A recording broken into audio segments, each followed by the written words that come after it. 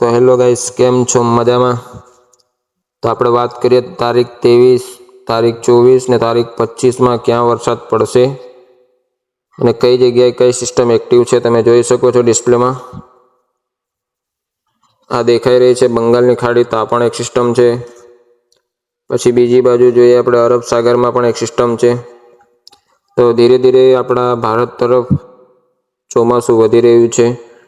તારીખ 23 ને 24 તારીખે તમે જોઈ શકો છો કે આજે દરિયાઈ કિનારો આવેલો છે, જે અરબ સાગરનો કિનારો, તે જગ્યાએ વરસાદ પડશે. આ તમે જોઈ શકો છો ધીરે ધીરે આગળ આવી રહ્યું છે મોન્સૂન. તો તારીખ 24 પછી પણ વરસાદ રહેશે. મુંબઈમાં પણ આવતીકાલે વરસાદ રહેશે. સુરતમાં પણ હલકો વરસાદ રહેશે. બેંગ્લોરમાં વરસાદ રહેશે, કોચીમાં રહેશે, મદુરાઈમાં રહેશે, કોલ્હાપુરમાં રહેશે. આ તમે જોઈ રહ્યા છો સિસ્ટમ જે અરબ સાગરમાં બની છે, તે હવે ધીરે ધીરે આગળ વધી રહી છે. ગુજરાતમાં અત્યારે હાલમાં 27-28 તારીખ સુધી કોઈ વરસાદ નથી. આ તમે જોઈ શકો છો ભારતનો જે નીચલો ભાગ છે એ નીચલા ભાગમાં અત્યારે વરસાદ ચાલુ થઈ ગયો છે. પ્લસ તમે જોઈ શકો છો શ્રીલંકામાં પણ અત્યારે વરસાદ ચાલુ છે.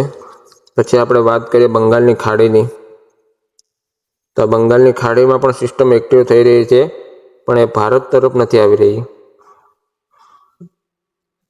તે બાંગ્લાદેશ બાજુ જઈ રહી છે. એટલે ભારત પર અત્યારે બંગાળની ખાડીથી કોઈ ખતરો નથી. અત્યારે જે અરબી સાગરમાં જે સિસ્ટમ બની રહી છે તે ધીરે ધીરે આપણા ભારત તરફ આવી રહી છે, એટલે કે ભારતનો નીચલા ભાગ પર આ તમે જોઈ શકો છો આ જગ્યાએ વરસાદ ચાલુ થઈ ગયો છે, અને આ તમને 25-26 તારીખ સુધી જોવા મળશે. પછી વાત કરીએ ગુજરાતમાં વરસાદ ક્યારે પડશે, તો ગુજરાતમાં વરસાદ 1 તારીખ પછી પડશે. આ જોઈ શકો છો તમે ડિસ્પ્લે પર દેખાઈ રહ્યું છે.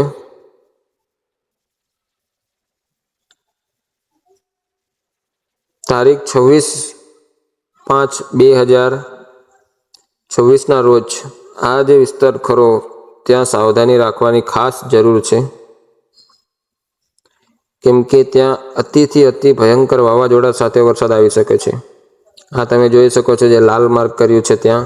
પ્લસ આ સિસ્ટમ પણ જુઓ, આ સિસ્ટમ પણ આ બાજુ જ વધી રહી છે. એટલે સાવધાન રહો, સતર્ક રહો. અને જો કોઈ નવા હોય તો અમારી ચેનલને સબસ્ક્રાઈબ કરો, લાઇક કરો અને કોમેન્ટ કરો તમે ક્યાંથી વિડીયો જોઈ રહ્યા છો, તો અમને બીજો વિડીયો બનાવવાની પ્રેરણા મળશે. તો મળીએ હવે આગલા વિડીયોમાં. ગુડ નાઇટ, જય માતાજી, જય દ્વારકાધીશ.